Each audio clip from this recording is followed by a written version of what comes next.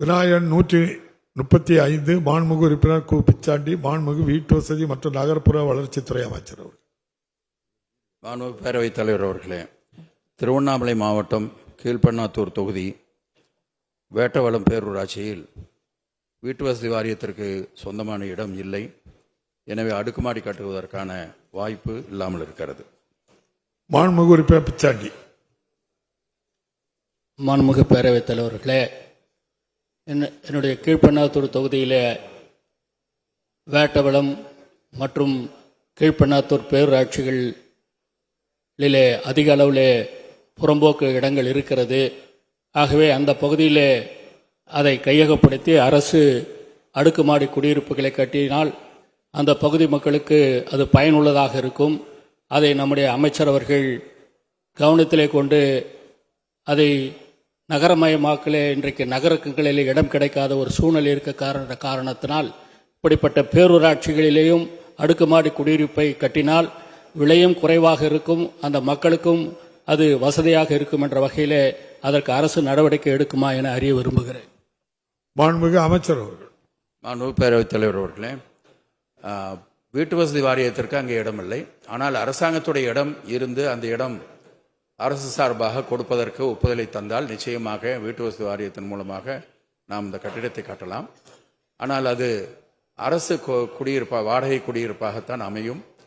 எனவே அதை விற்பதற்குண்டான வாய்ப்பு இல்லாமல் இருக்கும். இருந்தாலும் மாண்புமிகு உறுப்பினர்கள் சொல்வதை வைத்து சம்பந்தப்பட்ட துறையோடு பேசுவதற்கு தயாராக இருக்கிறோம். மாண்புமிகு உறுப்பினர் பிச்சாண்டி.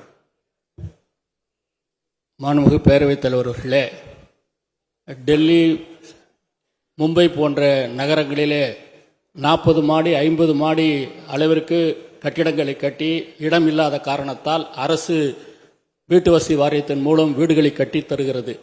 அதே போல தமிழ்நாட்டிலே பார்த்தீங்கன்னா தனியார்கள் 60 மாடி 50 மாடி எல்லாம் கட்டி கொண்டிருக்கிறார்கள். ஆகவே நமக்கும் இப்படிப்பட்ட சென்னை போன்ற கோயம்புத்தூர் போன்ற நகரங்கள் எல்லாம் இட நெருக்கடி இருக்கின்ற காரணத்தினால் அங்கேயும் 60 மாடி 40 மாடி அங்கே இருக்கிற இடத்திலே கட்டி அதை விற்பதற்கு அரசு முன்வருமா? இன்றைக்கு புதிய 3D நுட்பத்திலே வேலைகள் வேகமாக நடைபெறுகிற அளவுக்கு புதிய அந்த டெக்னாலஜியை கொண்டு வர முடியுமா?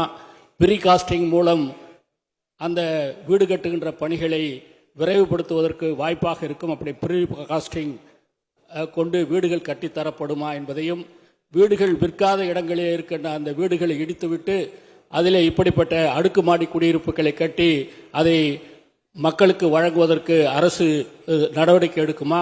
ஏனென்றால் வீட்டு வசதி வாரியம் வீடுகள் கட்டினால்தான் வெளி மார்க்கெட்டிலே வீடுகள் விலை குறைவாக இருக்கும். வீட்டு வசதி வாரிய வீடுகள் கட்டாவிட்டால் வெளி மார்க்கெட்டிலே வீடுகள் விலை உயர்ந்து விடுகிறது.